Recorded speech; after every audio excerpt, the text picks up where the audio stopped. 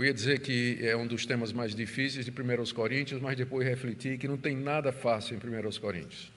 Quem tem acompanhado a exposição desde o começo sabe como nós temos sido desafiados a tentar compreender o ensino do apóstolo Paulo aqui. 1 Coríntios, capítulo 7, de 10 a 16, vamos ler o que escreveu o apóstolo Paulo. Aos casados ordeno, não eu, mas o Senhor, que a mulher não se separe do marido, mas se ela se separar, que não se case de novo, ou que se reconcilie com seu marido, e que o marido não se divorcie da sua esposa. E aos outros digo eu, não o Senhor, se algum irmão estiver casado com uma mulher não crente, e esta concorde em morar com ele, não se divorcie dela. E se uma mulher estiver casada com um homem não crente, e esse concordar em viver com ela, que ela não se divorcie do marido. Porque o marido não crente é santificado no convívio da esposa, e a esposa não crente é santificada no convívio do marido crente. Se não fosse assim, os filhos de vocês seriam impuros, porém agora são santos. Mas se o não crente quiser separar-se, que se separe. Em tais casos não fica sujeito à servidão nem o irmão nem a irmã. Deus chamou vocês para viverem em paz. Pois você, ó mulher, como sabe se salvará o seu marido? E você, ó marido, como sabe se salvará a sua mulher? Até aqui a leitura. Vamos orar, como sempre fazemos, pedindo a iluminação do Espírito Santo para a compreensão da palavra que Ele mesmo inspirou. Sim, Deus querido, diante de Ti nós nos prostramos, diante dessa passagem que fala ao nosso coração e que reflete a situação de muitos irmãos e sobre a qual existe tanta controvérsia. Nós pedimos que o Senhor nos ajude ao caminharmos pelas palavras que Teu servo, o apóstolo Paulo, escreveu, sob Tua inspiração. Queremos ser fiéis, não queremos ensinar nada que o Senhor não tenha ensinado. E também não queremos deixar de ensinar aquilo que o Senhor ensinou. Portanto, dá-nos fidelidade, dá-nos exatidão na exposição. E que Tua palavra seja usada pelo Teu Espírito Santo no coração de todos que a ouvirem. Em nome de Jesus. Amém. Queridos, vamos rapidamente fazer uma revisão daquilo que vimos até agora, uma vez que o contexto é super importante para nós entendermos o texto que nós temos diante de nós. Nós chegamos na terceira grande parte da carta aos Coríntios. Na primeira parte, capítulos de 1 a 4, Paulo tratou do problema dos partidos, da divisões na igreja e de objeções ao seu apostolado. Na segunda parte, capítulos 5 e 6, ele tratou de vários problemas de ordem moral que estava acontecendo na igreja de Corinto. Um homem que estava vivendo com sua madrasta, um crente processando outro no tribunal e também crentes praticando a prostituição. E o problema principal que era que essas pessoas não estavam sendo cuidadas e pastoreadas e até disciplinadas como deveriam pela igreja. E agora, na terceira grande parte da carta, Paulo começa a responder algumas questões que foram enviadas pelos coríntios através de uma carta. E Paulo começa a responder, e as primeiras perguntas são a respeito do casamento, ou do ficar solteiro, ou do casar. E o que é que Paulo pensava sobre essa situação? Ele responde aqui no capítulo 7, depois no capítulo 8 já são outras perguntas que nós veremos. E, por enquanto, vamos nos ater a essas questões aqui que fazem parte da carta, as perguntas que os coríntios fizeram ao apóstolo Paulo. Nós vimos que eles tinham perguntas do tipo se era melhor casar, se ficar solteiro, e quem era casado se podia se divorciar para poder servir a Deus melhor. Tudo isso por conta da influência daquela ideia de que o estado de solteiro era superior ao de casado, que era resultado da influência do platonismo, ou do dualismo grego, como geralmente se chama. E a resposta de Paulo também levava em consideração os tempos difíceis que eram aqueles. Todo cristão no primeiro século estava sujeito a perseguição, e perseguição grave, forte, e era mais fácil você escapar e fugir da perseguição sozinho, no caso se você fosse solteiro, do que tendo uma família. Então, em algumas situações, era melhor ficar solteiro mesmo. E também muita gente se sentia chamada a pregar nos campos missionários. E considerando que o cristianismo estava desbravando agora o mundo de então, missionários solteiros teriam mais chance e mais oportunidade de servir do que se eles fossem casados. Então, diante de toda essa situação, é que Paulo responde às perguntas. Elas têm um contexto. É claro que os princípios que Paulo coloca aqui são gerais, servem para todas as épocas, para os cristãos de todas as culturas, e servem para nós também. Mas precisamos sempre, ao definir os princípios, fazer isso partindo do entendimento do que é que o que Paulo escreveu significou para os seus primeiros ouvintes. Essa é a regra número 1 de interpretação. O que é que o autor quis dizer? Como é que os recipientes da carta, no caso a igreja de Corinto, teriam entendido o apóstolo Paulo? Porque somente a partir daí é que a gente pode estabelecer a doutrina ou o princípio central.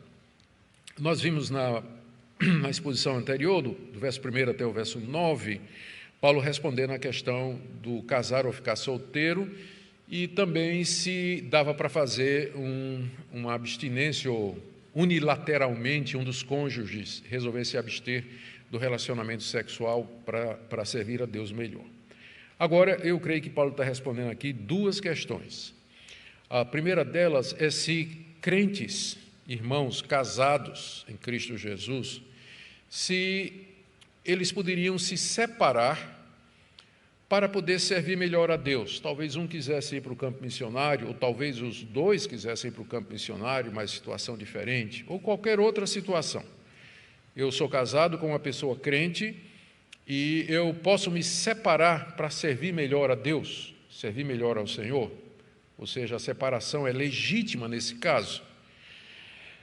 A segunda pergunta é: eu sou casado ou casada com uma pessoa descrente,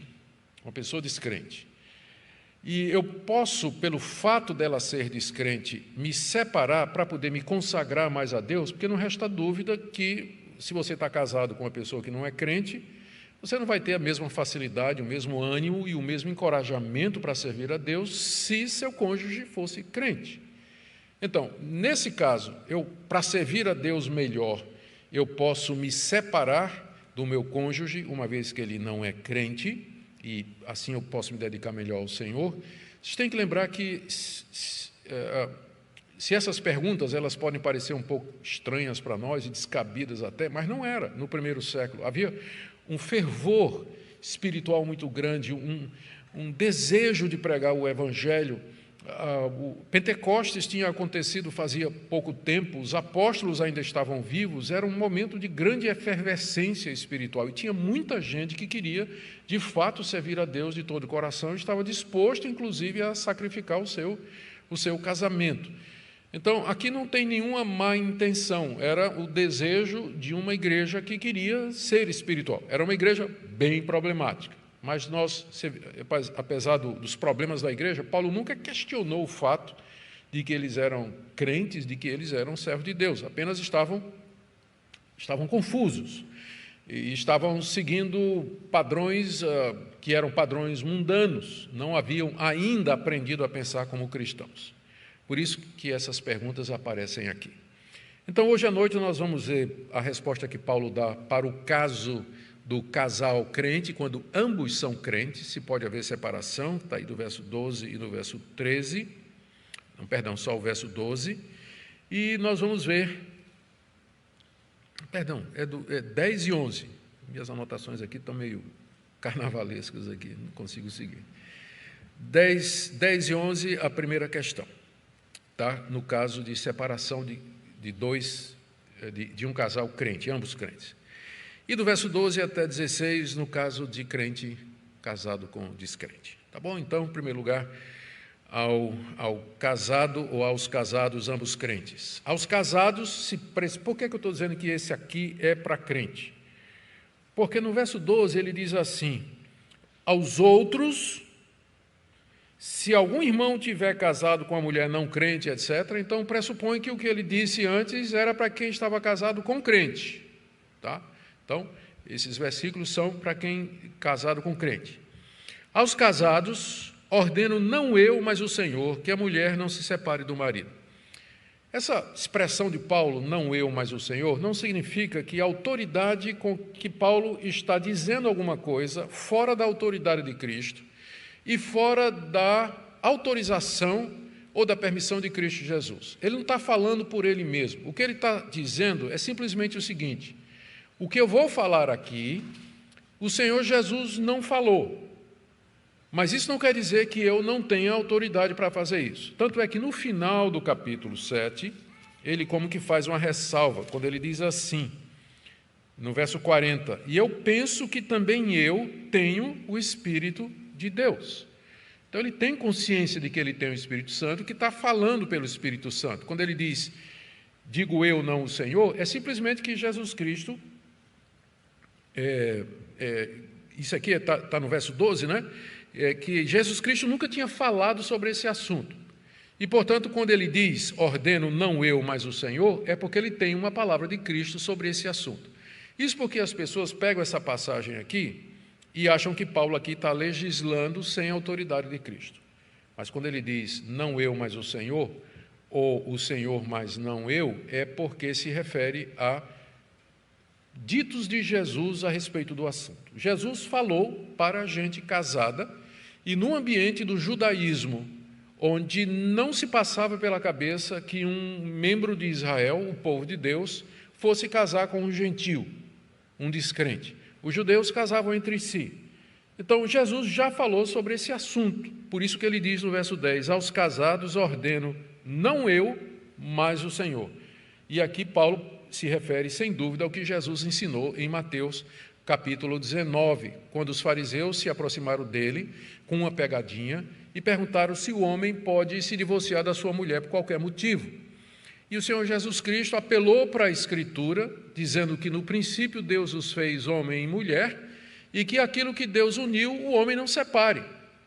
E aí os fariseus disseram, sim, mas Moisés mandou dar carta de divórcio. E Jesus disse, somente por causa da dureza do coração de vocês. Mas eu digo a vocês, quem deixar a sua mulher e casar com outra, comete adultério, a não ser em caso de relações sexuais ilícitas, a não ser que tenha havido adultério. Se não houve adultério e você se separa da sua mulher, se você casa de novo, você vai cometer adultério. Então Jesus já havia se posicionado a respeito disso, ele já tinha falado a respeito disso, dizendo que não é para separar, não é. A única exceção seria se houvesse adultério cometido por um dos cônjuges. E mesmo assim, isso não obriga o divórcio, possibilita. A abordagem que os pastores geralmente tomam, pastores reformados geralmente tomam, quando se deparam com um caso de adultério, não é dizer assim para a pessoa que foi traída, você pode pedir divórcio, vamos, eu te ajudo, vamos ali no cartório que eu já ajudo você a preparar os papéis e tudo mais. Não. A gente procura a reconciliação, a restauração do casamento, mesmo que tenha havido o adultério. É somente quando, pela dureza de coração, não se consegue perdoar, não se consegue passar por cima e readquirir a confiança, quando realmente não tem jeito, é que, com lágrimas nos olhos e dor no coração, o divórcio pode ser pedido. Mas nunca é a primeira opção e não é o que nós queremos, mesmo quando existe divórcio. Nós seguimos o que disse o Senhor através do profeta Malaquias, lá no capítulo 3, eu odeio o repúdio, diz o Senhor. Odeio o repúdio. Deus odeia o divórcio. Não é o que ele queria, não é o plano dele, só pela dureza de coração, porque depois da queda de Adão e Eva, nós vivemos num mundo quebrado, onde não existe solução perfeita, é que Deus permitiu o divórcio naquela situação. É o que Paulo explica aqui. Verso 10, aos casados ordeno, não eu, mas o Senhor, que a mulher não se separe do marido. Ele está começando com a mulher, porque talvez foi uma pergunta que as mulheres de Corinto estavam fazendo, né? Por isso que ele responde primeiro com a mulher. Mas se a mulher se separar, que não se case de novo, ou que se reconcilie com seu marido. ou que não case de novo ou se reconcilie com seu marido. Por quê? Porque se não houve adultério, se ela casar de novo, ela vai cometer adultério. Mesma coisa o marido, né? Veja o final do verso 11. E o marido não se divorcie da sua esposa. Se divorciar, duas opções: ficar sem casar ou então se reconciliar com o marido. Ficar sem casar ou se reconciliar com o marido, uma vez que não houve relação sexual ilícita que, com todos os pesares, última instância, justificaria o divórcio. Então, por isso que ele fala, digo não eu, mas o Senhor. Paulo tem uma palavra de Cristo a respeito do assunto e ele só repete o que Jesus disse em Mateus 19, fazendo o acréscimo aqui, como apóstolo de Cristo, ele pode interpretar as palavras do Senhor. Ele aqui, então, faz esse acréscimo de que, então, a mulher ou não case ou que se reconcilie com seu marido.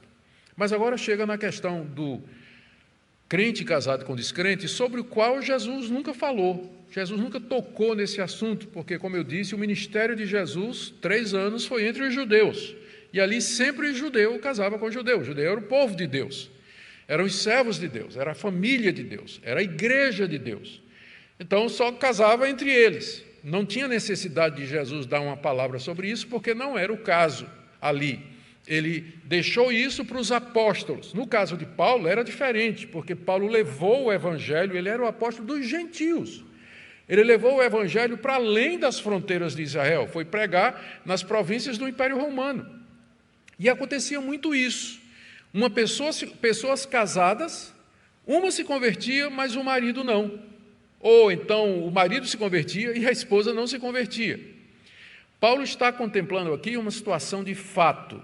Ele está falando para que gente que já era casada e que com alguém que não era crente. Lembre que isso aqui é uma situação de fronteira no primeiro século, né? Não tem ainda aqui uma segunda geração de cristãos que aí eles vão, depois de convertidos, eles vão querer casar. Aqui geralmente era pessoal já adulto, não é? Já com a vida resolvida, que se convertia. Os filhos deles é que iriam para essa segunda geração. Eu estou dizendo isso porque essa passagem ela não pode ser usada para justificar casamento misto. Tem muita gente que vai pegar essa passagem para dizer que, olha, o apóstolo Paulo fala da possibilidade de um crente casar com descrente. Não, Paulo não está falando da possibilidade de um crente casar com descrente. Ele está contemplando uma situação que já existe. O ensino dele todo, não é? Aqui, por exemplo, no final de 1 Coríntios, só para não deixar dúvida, verso 39. A mulher está ligada ao seu marido enquanto ele vive. Mas se o marido morrer, ela fica livre para casar com quem quiser, mas somente no Senhor. Então, é evidente que Paulo não está ensinando aqui, abrindo a porta para... Ele não está estimulando o casamento misto. Quando a gente chama casamento misto, eu sou a favor do casamento misto, homem e mulher, né? Então é misto. Mas quando eu falo misto aqui nesse contexto, é crente com descrente, não é? Nesse caso, eu não creio que a gente pode apoiar isso biblicamente, não é? Dar suporte ou dar apoio para esse tipo de atitude. E vale também para quem está namorando pensando em casar, tá? Vale também para quem está namorando pensando em casar. Sobre isso, Jesus nunca deu uma palavra, por isso que Paulo, no verso 12, diz assim, aos outros, né, que estão nessa outra situação, digo eu, não, Senhor. Digo eu, não, Senhor. Se algum irmão tiver casado com uma mulher não crente, e esta concorda em morar com ele, não se divorcie dela. E ele vai dizer a mesma coisa com relação à mulher casada com um homem não crente. No verso 13, se uma mulher estiver casada com um homem não crente, e esse concorda em viver com ela, que ela não se divorcie do marido. Aqui o apóstolo Paulo dá uma resposta onde fica claro que ele coloca a instituição do casamento antes da questão religiosa. Ele não permite que você desfaça o seu casamento por motivos de religião. Quero me separar do meu marido descrente para eu poder servir a Deus melhor. Não. Se ele consente em morar com você, não se divorcie dele. E também, né, se for uma mulher, se for um marido, um homem casado com uma mulher descrente, mesma coisa. A mulher consente em morar com ele, não abandone.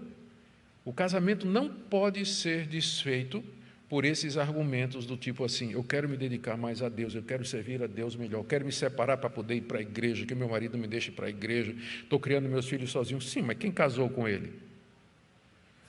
Quem casou com ele? Ah, mas eu casei no tempo da ignorância. Sim, agora a irmã sabe a verdade.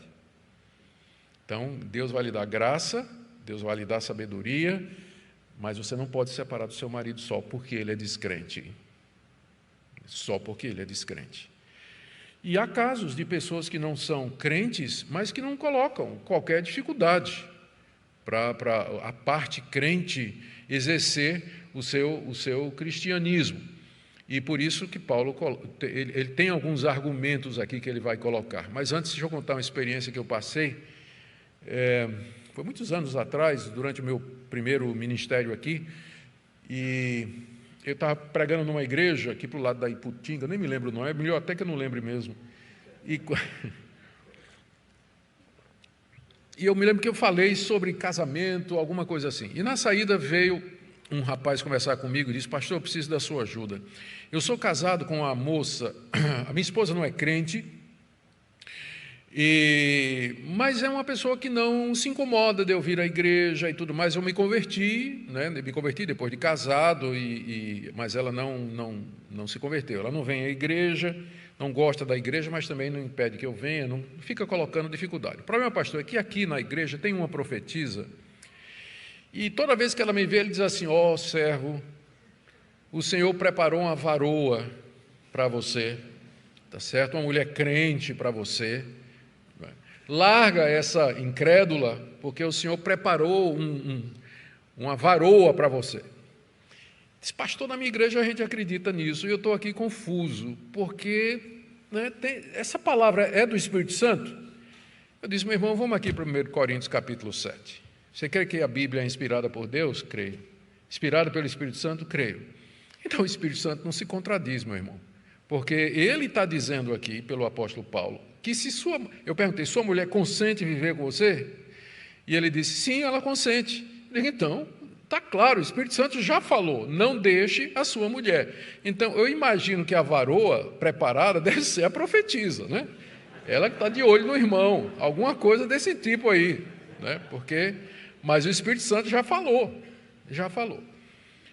3 razões, o apóstolo Paulo, na verdade, 2 razões que o apóstolo Paulo coloca aqui para o descrente que permanece em casa não seja motivo para que o crente se aparte dele. O primeiro é com relação à santificação do descrente, verso 14. Porque o marido não crente, o porquê aqui introduz a explicação de Paulo, quando ele disse: não se separe se o descrente quiser. Porque o marido não crente é santificado no convívio da esposa, e a esposa não crente é santificada no convívio do marido crente. Para entender o que Paulo está dizendo, precisamos definir a palavra santificado aqui. O sentido mais básico da palavra santificar, ou do verbo santificar, é separar. É isso que ele significa. Curiosamente, o verbo no grego é o verbo aforizo, que significa separar. Se você pegar as letrinhas, as consoantes, você vai ver que são as mesmas consoantes da palavra fariseu, F-R-S. São as mesmas consoantes da palavra grega para separar. Por que isso? Porque os fariseus surgiram exatamente porque eles achavam que eles eram os separados de todo o restante do povo, e, portanto, mais santo, mais justo diante de Deus. Não se misturavam com as demais camadas sociais e religiosas de Israel. Eles eram os fariseus, separados. É isso que a palavra quer dizer. Paulo está usando aqui essa palavra não no sentido ético, como a gente costuma usar, né? Santificar no sentido de você se tornar mais santo, mais puro, fazer o bem, detestar o mal, andar nos caminhos de Deus, ter uma vida de piedade, de devoção. Esse é um sentido que a palavra é usada no Novo Testamento, mas o sentido em que ela é usada aqui é o seu sentido básico de separação. Quando Paulo diz que o marido descrente é santificado pela esposa crente, ele não pode estar dizendo que, sem ter passado pela regeneração, novo nascimento, conversão e mudança de vida, o descrente, de alguma forma, pode experimentar o processo de santificação, porque não pode. O processo de santificação, ele sempre vem depois da conversão. Quem não é convertido não pode ser santificado. Quem não é nascido de novo, ele não pode experimentar a santificação, que é esse processo gradual em que a gente cada vez mais mortifica o pecado e cada vez mais é feito semelhante a Jesus Cristo. É um processo que vai durar a vida inteira, mas vai durar na vida do crente. Descrente não experimenta santificação. Ele pode virar religioso, moralista, mas a verdadeira santificação operada pelo Espírito Santo, isso é somente para quem é regenerado. Portanto, o que Paulo está dizendo aqui, o que ele está fazendo, é usando a palavra santificada no sentido de separado. E por isso, quer dizer, distinto dos demais descrentes. O marido não crente é santificado no convívio da esposa. Duas ilustrações do Antigo Testamento para ajudar você a entender melhor. A ilustração melhor para isso é de José do Egito. Depois que ele foi vendido pelos irmãos, ele foi comprado por Potifar, lá no Egito, aquele nobre egípcio de grande riqueza e autoridade no Egito, que o colocou, depois de algum tempo, né, que José estava no Egito, que o colocou à frente da sua casa e de todos os seus bens. E está escrito lá no livro de Gênesis que Deus abençoou Potifar e a sua casa por causa de Moisés. Potifar foi separado dos demais egípcios por conta da presença do crente José. E Deus abençoou Potifar e abençoou toda a casa de Potifar por causa do crente José. Outro exemplo, Deus vem destruir Sodoma e Gomorra e se apresenta diante de Abrão, que diz então, começa a argumentar, quando Deus revela que ele veio para castigar e destruir a cidade, e sabendo que seu sobrinho Ló estava lá, Abraão pergunta a Deus, se tiver 50 justos na cidade, o Senhor vai destruir? Qual foi a resposta de Deus? Se tiver 50 justos, eu não vou destruir a cidade, por amor dos 50 justos. Quer dizer, Deus teria poupado Sodoma se lá tivesse 10 justos. E Abraão vai argumentando com Deus, né, até chegar, eu acho que 10, né? Até 10. Né? E se tiver 10? Aí Deus diz, eu não destruirei por amor dos 10. Então, Deus separaria, Deus distinguiria, Deus abençoaria Sodoma, no caso, deixando de castigar, por causa da presença de 10 crentes na cidade. Então, é nesse sentido que nós temos que entender essa passagem aqui. O marido descrente é abençoado, ele é santificado, ele é distinguido por conta da presença da mulher crente. Ele vai aproveitar as bênçãos que Deus vai derramar sobre ela, ele vai ser poupado por conta da presença dela, ele vai experimentar bênçãos e bênçãos por conta da presença dela. Então, por isso, Paulo diz que a mulher crente não deve deixar o marido descrente se ele consente em morar com ela. Por quê? Porque ele vai ser santificado pela sua presença, santificado aqui, ele vai ser abençoado, né? Então, esse é o único significado do verbo abençoar, ou santificar, perdão, que cabe aqui. Não cabe aquele, como eu falei, o sentido ético, mas cabe esse de separação, distinguir e abençoar. Separar das outras pessoas para abençoar, como Deus fez com Potifar e sua família no Egito. E isso aqui também, tanto faz no caso do marido não crente, como da esposa não crente. O segundo argumento de Paulo para que não se separe é os filhos, ou são os filhos. Está aí no final do verso 14. Paulo diz assim, se não fosse assim, os filhos de vocês seriam impuros, porém agora são santos. Quando ele diz que o marido não crente é santificado no convívio da esposa e vice-versa, ele diz, se não fosse assim, os filhos de vocês seriam impuros. Ou seja, se não houvesse uma bênção de Deus sobre a família, por conta do cônjuge, ou do pai, ou da mãe, que é crente, os filhos não desfrutariam ou não experimentariam essas bênçãos que vêm de Deus.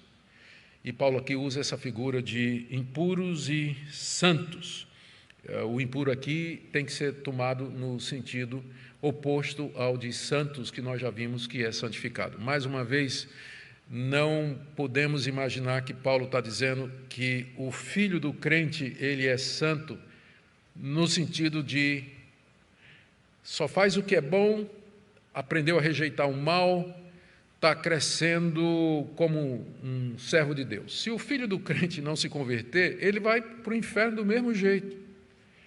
Agora, o privilégio de quem nasce no lar, onde pelo menos um cônjuge é cristão, é que desde cedo ele vai ser separado, ele vai ser distinguido, ele vai ser santificado pela pregação do Evangelho, pela ida à igreja, pelo ensino do pai ou da mãe que é crente, pelas orações que serão feitas a seu favor. Então, que privilégio nascer num lar onde pelo menos um dos cônjuges ou dos pais é crente, que ele vai crescer desde cedo conhecendo a presença de Deus e o significado do Evangelho e a obra completa de Cristo por ele. Por isso que Paulo diz para o casal cuja mulher ou cujo marido é crente e o outro não se separe, pense no seu filho. Seu filho está sendo abençoado, seu filho está sendo distinguido, seu filho está conhecendo, de alguma forma ele está desfrutando das bênçãos que Deus derrama sobre a família. Por isso você não deve se separar. Como eu disse, isso aqui não é um incentivo a você casar com quem não é crente. Não é em nenhum sentido. Eu já mostrei que para o apóstolo Paulo o casamento deve ser no Senhor. Deve ser no Senhor. Paulo aqui não está encorajando de qualquer forma esse tipo de casamento. Você pode... Eu sei, as pessoas vão dizer assim, olha, eu casei com um descrente e depois de alguns anos eu trouxe ele para Cristo e hoje ele é uma bênção. Eu digo, está certo. Para cada caso desses que você me conta, eu vou lhe contar 5 em que não deu certo. Vou lhe mostrar 5 em que não deram certo. Então, as estatísticas são a favor do apóstolo Paulo. As estatísticas são do apóstolo Paulo. Isso também não quer dizer que se você casar com um crente, que vai dar tudo certo. Os pastores que o digam, dor de cabeça que a gente tem de crente casado com outro crente. Dá problema também. Mas as chances de você consertar, as chances de arrumar, de recuperar o casamento, de crescer, são muito maiores. Muito maiores. Muito bem? Agora vamos para uma terceira situação aqui, e que está ligada a essa também, é no caso do descrente querer se apartar. Tipo assim, a pessoa se converteu, o marido se converteu e a esposa disse, eu não aceito essa tua religião, não. Não foi isso. Quando a gente casou, você tinha uma religião, você adorava a deusa Afrodite comigo. A gente ia para o templo da deusa Afrodite, lá oferecia os nossos sacrifícios e participávamos com os nossos amigos e com todo mundo da sociedade, mas agora você está seguindo essa seita desse nazareno aí, e agora a gente está isolado dos amigos, a gente não vai mais ao templo de Afrodite, não vai mais cultuar o imperador. Então, não, eu não quero não, eu vou me apartar de você. Não quero, não adianta, eu vou embora. Eu vou embora com as crianças e vou deixar você sozinho. Então, era mais ou menos esse tipo de situação que estava sendo prevista aqui. O abandono, que a gente chama de abandono obstinado. Se o não crente, verso 15, se o não crente quiser separar-se, que se separe. Olha que palavra de Paulo, não é? Se o descrente quiser se separar, então que se separe. Agora, a iniciativa é dele, não pode ser do crente. A iniciativa é do não crente, ele quer se separar e a razão é, via de regra, religiosa. Eu não quero essa tua religião. Eu não quero viver contigo, porque não foi assim, não é? Quando a gente casou era diferente, agora você mudou. Então eu não quero continuar. Então, nesse caso, quando se trata de abandono irremediável, que não pode ser consertado, não pode ser remediado, então Paulo diz assim, que se separe. Em tais casos como esse, não fica sujeito à servidão nem o irmão, nem a irmã.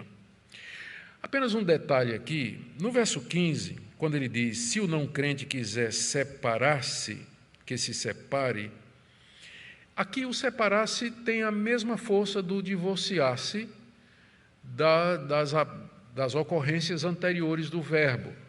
Então, por razões, eu não sei quais, a nossa tradução deveria, por consistência, ter traduzido como divorciar-se aqui, como ele traduziu nas outras ocorrências. Só que aqui ele botou separar-se, mas seria, para ser coerente, se o não crente quiser divorciar-se, que está implícito aí o desejo de separar-se embora, né? Se ele quiser fazer isso, então, que se divorcie.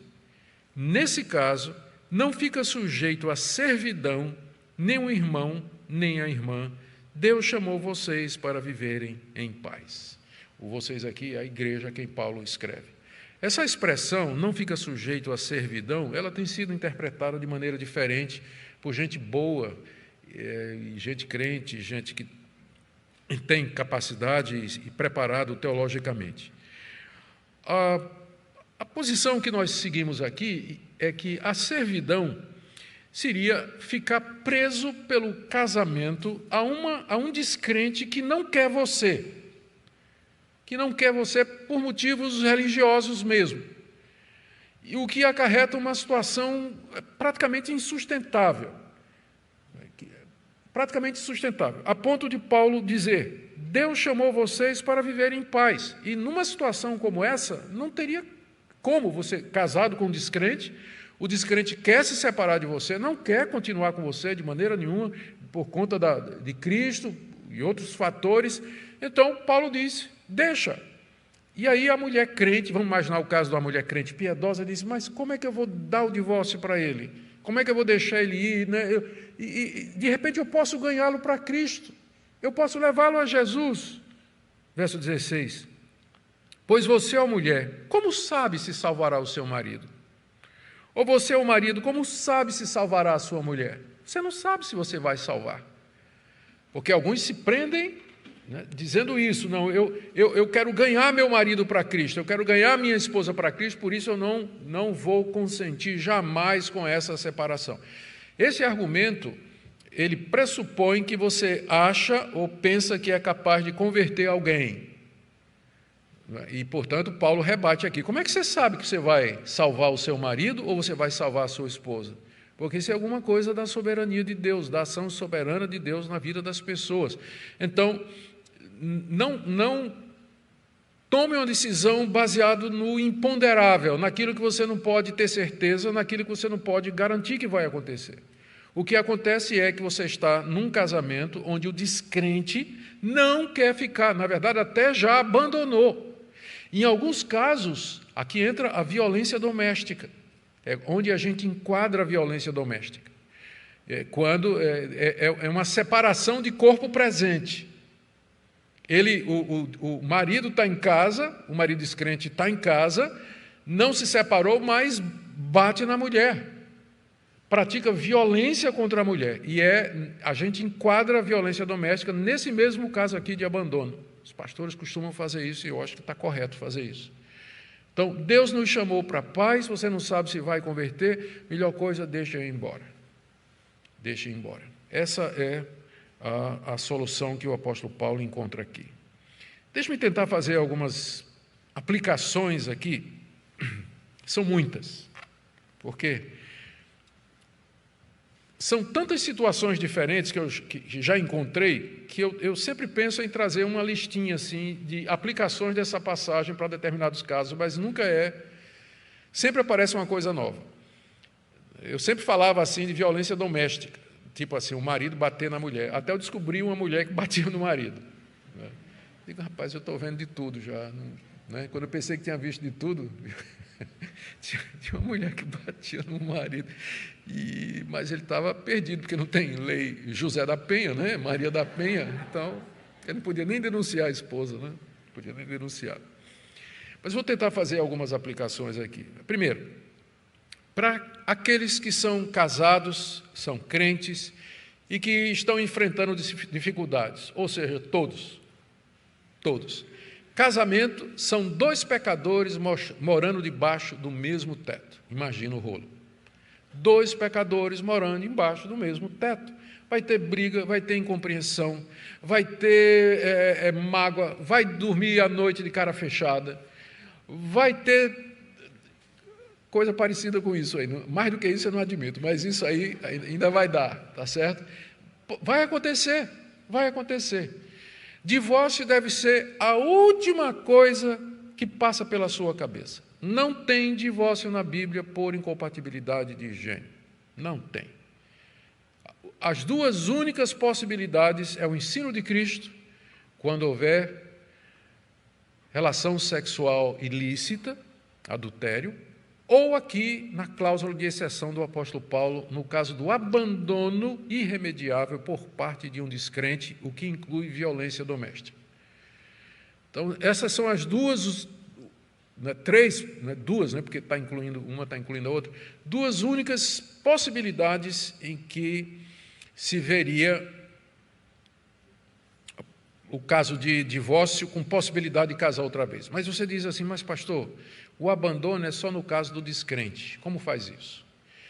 A orientação que a gente dá é, quando tem um crente, quando a gente fala crente, é uma pessoa que é membro regular de uma igreja, que se professa, que diz que é crente, mas que resolveu abandonar a mulher. Já aconteceu isso, eu conheci casos assim, eu fiz o casamento de um casal maravilhoso, que se amava, fizeram juras de amor, fizeram voto, tudo bonito. Menos de um ano depois, ele apareceu e disse, eu estou largando ela. Disse, por quê? Nada, eu simplesmente não quero mais. Rapaz, mas por quê? O que ela fez? Não fez nada, uma mulher maravilhosa. Mas eu não quero mais ficar com ela, quero ir embora. Eu quero ir embora. Então, o que fazer num caso desses? Dependendo da igreja, eu sei que nem toda igreja age assim. Mas dependendo da igreja, se for uma igreja histórica, biblicamente estruturada, vai chamar esse rapaz e vai exortar o rapaz e vai dizer, você tem que voltar para a sua mulher. Você não tem razão nenhuma para abandoná-la, para deixar o casamento. Você tem que voltar para ela. Se ele disser que não vai voltar, ele tem que ser excluído da igreja e ele não pode ser considerado como crente, porque essa não é a atitude de uma pessoa que teme a Deus e que ama a Deus. Ele vai ser considerado como descrente e aí então cai dentro de 1 Coríntios 7. É um descrente que está abandonando a sua mulher. E aí então a mulher pode deixar ele embora e pedir o divórcio por justa causa, por assim dizer. Então, essa palavra para quem é crente, invista no seu casamento, peça ajuda. Infelizmente, quando chega para nós pastores, já chega o bagaço. Um exemplo aqui para vocês. Fui pastorear uma outra igreja fora de Recife, cheguei lá e encontrei um caso, um rapaz pediu para conversar comigo no gabinete pastoral, ele veio e disse, pastor, é o seguinte, eu fui dessa igreja minha vida toda, da mocidade, cresci aqui, casei com uma moça daqui. E aí eu errei, eu me separei dela sem motivo, não tinha motivo nenhum. Eu simplesmente, o amor acabou. Não acabou nada, nunca era amor nunca acaba, segundo 1 Coríntios 13, Amor é uma atitude, não é sentimento. O que acaba é paixão.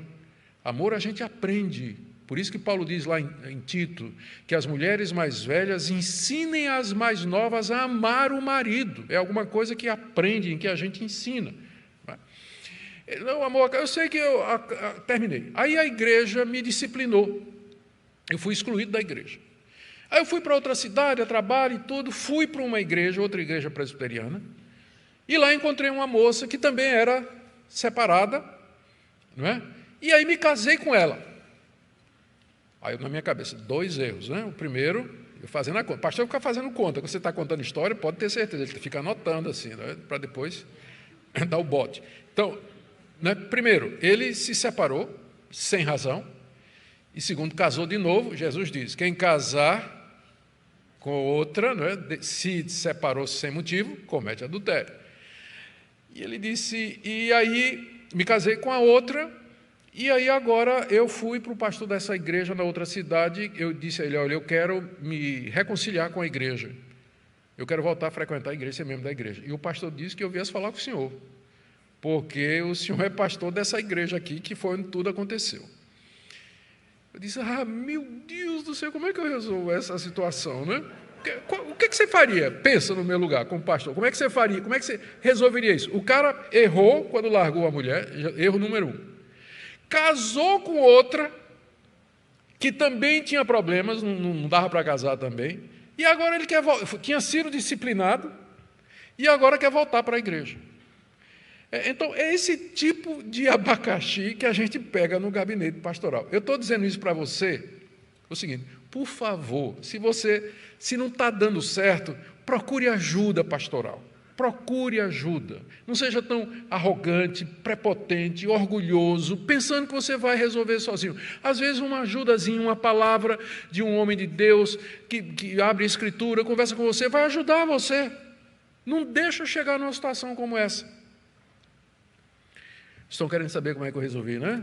Não vou contar, não. Eu vou dizer.